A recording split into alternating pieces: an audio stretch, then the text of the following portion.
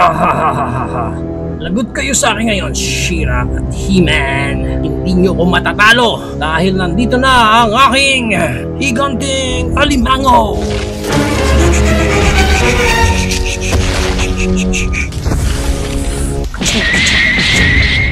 Ha? Oh no, He-Man! Paano natin siya matatalo ngayon? Huwag kang mag-alala, She-Ra. May pangontra tayo dyan. Ha. Tingnan natin kung paano nyo ako matatalo ngayon. Madali lang yan, Hordak. Kakantahan ko lang yung alimango mo.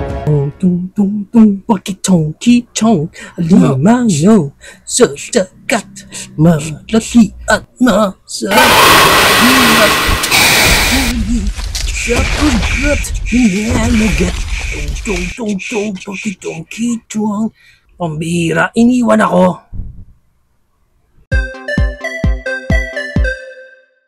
And here's the toy that we're going to review for today. This is the Mega Construx Masters of the Universe She-Ra versus Hordak and Monster. Now, as you can see, ganitong klaseng packaging ang meron siya sa harap and sa likod. Yung actual product lang natin dito and yung gimmick niya and yung kasama pa niya sa line na to. Sa side, si She-Ra lang and yung mga kasama sa loob. And sa kabilang side, ganun lang din. Sa ibabaw, yung tatlong characters na makukuha natin. And sa ilalim, barcodes and stuffs. Pag na-unbox natin, well, kasama lang dito yung malaking manual lang ng ating mga bricks. And of course, naka-plastic pa yung mga pieces nung mga gagamitin natin sa pagbuo. But of course, ginawa natin yon or binuo natin itong pinaka-figures natin on our live sa ating TikTok. So if you want to check or gusto nyong i-upload ko rin, paano natin sila nabuo, comment down na lang. I might upload din yung buong video nung live natin para makita niyo kung paano ko siya binuo. And as you can see here, ito na lahat ng mga figures na makukuha natin once na nabuo na natin yung bawat isa. Check muna natin sila isa-isa. Let's start off na lang muna dito kay He-Man. Check muna natin yung pinaka-details niya. Yan yung mukha niya. Medyo hindi kahawig ni He-Man sa cartoons, but paiba-iba din naman yung itsura niya. And ayan pa yung itsura niya. Actually, meron pa siyang belt doon. Ayan. And meron siyang accessories dito, yung kanyang pinaka-sword. Yan, yung power sword niya. Yan ang itsura niya. Maganda rin naman yun. And isa pa sa mga accessories dito ni He-Man, actually, pag binuo niyo siya, included itong kanyang mga wrist. Yan, yung mga buckles niya dyan sa kanyang wrist. Dalawa yan. So, left and right. So, nagulat din ako na included ito sa accessories niya, which is good. Imagine niyo guys, sobrang liit na nito, pero included pa rin doon sa accessories niya. Pag ikakabit ninyo is, yan lang. And then, is included din sa accessories niya itong pinakadamit niya na pwede nating matanggal yan. And of course, tanggalin nyo muna yung ulo niya para matanggal nyo yung damit niya. Yan. Pag natanggal natin yung damit niya, ganyan naman ang pinaka-itsura dyan ni He-Man. For me, actually, mas bet ko yung wala siyang damit. At least mas kita mo yung mga muscles dito ni He-Man. So parang mas bet ko siya ng ganyan ang itsura niya rather than suot-suot niya ito. Oh, di ba? Oh, mas astig siya. Mas okay to. Compared sa suot-suot niya yung damit. Now, let's move along naman dito kay She-Ra. Check muna natin yung pinaka-details niya. Yung eyes niya, red yata yung ginamit. Parang red yung ginamit. Ang ganda ng dress.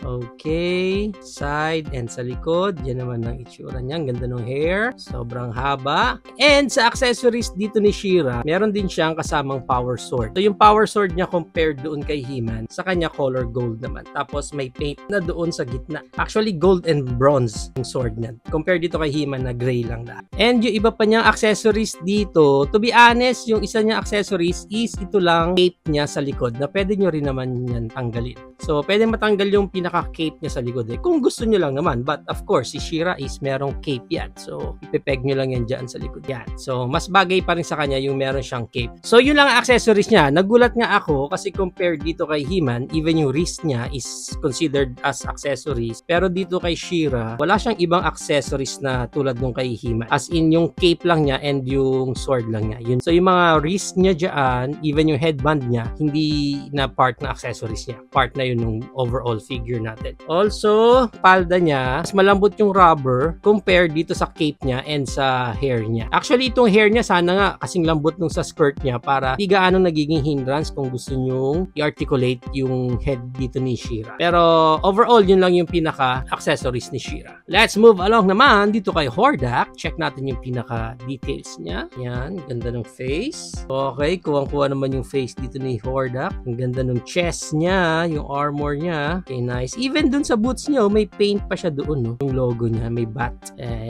Sorry, hindi pala kita. No? Di ba parang may bat din siya doon. Yung cape niya is mas mahaba. Para sa accessories ni Hordak, of course, yung kanyang bow dito. Yan. Ang ganda rin ng itsura ng bow niyo. Yan, ganyan ang pinaka-itsura niyan.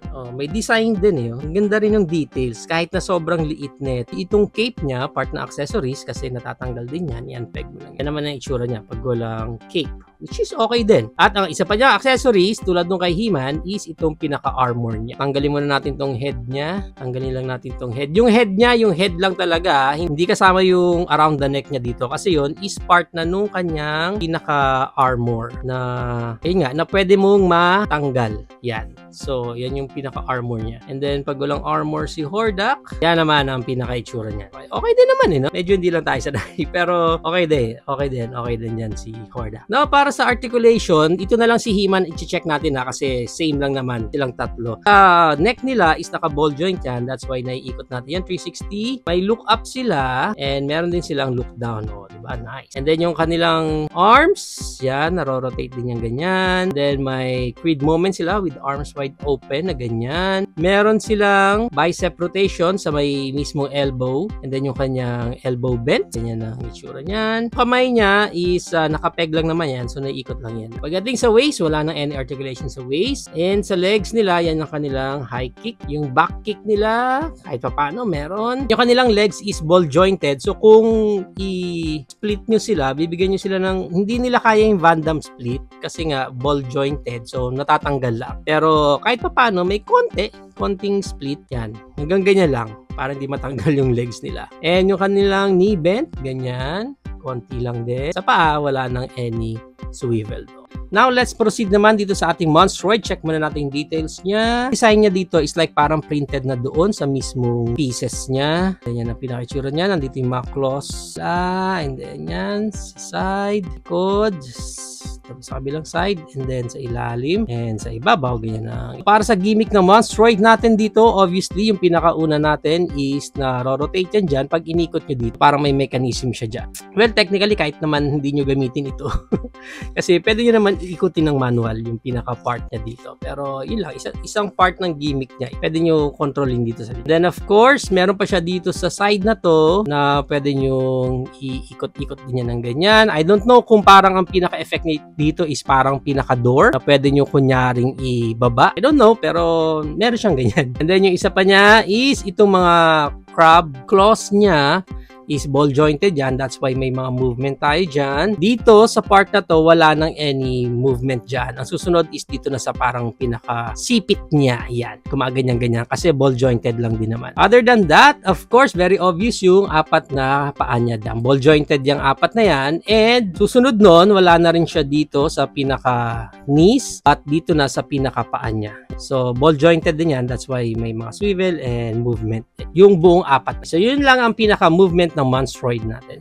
Now, para sa height natin, check muna natin mga characters natin dito. Sila He-Man, 2 inches. Si She-Ra, 2 inches. Si Hordak, 2 inches din.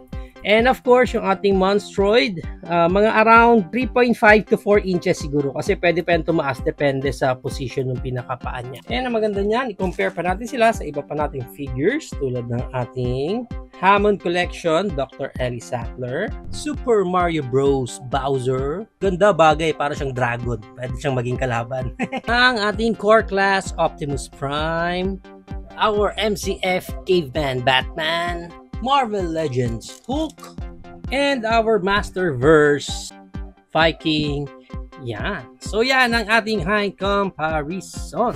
If you are planning to buy this Mega Construct Masters of the Universe set, ang price range niya is around 2,000 pesos up to 2,500 pesos. Depende na lang again kung saan specific market kayo kukuha ng specific copy ninyo or makukuha ninyo ng naka-sale price na rin. Tulad ko, from that amount, nakita ko siya na naka-sale for as low as 500 pesos. So why not? Kinuha ko na talaga. There you have it now guys. Ito na ang ating Mega Construct Masters of the Universe She-Ra versus Hordak and Monstroid. What do you think of this full set? Is it a go for you or no for you? Whatever thoughts, please comment it down below. But for me, yung overall experience ko muna sa pagbuo ng mga pinaka-figures natin dito is surprisingly good naman. Hindi naman ako gaano nasaktan yung kamay, or hindi naman mahirap sundin yung manual nila. Okay naman yung pinaka-experience. Pagdating sa mga minifigures natin dito, surprisingly, nagustuhan ko sila. Siguro medyo nasanay lang tayo sa ibang mga ganitong klaseng brick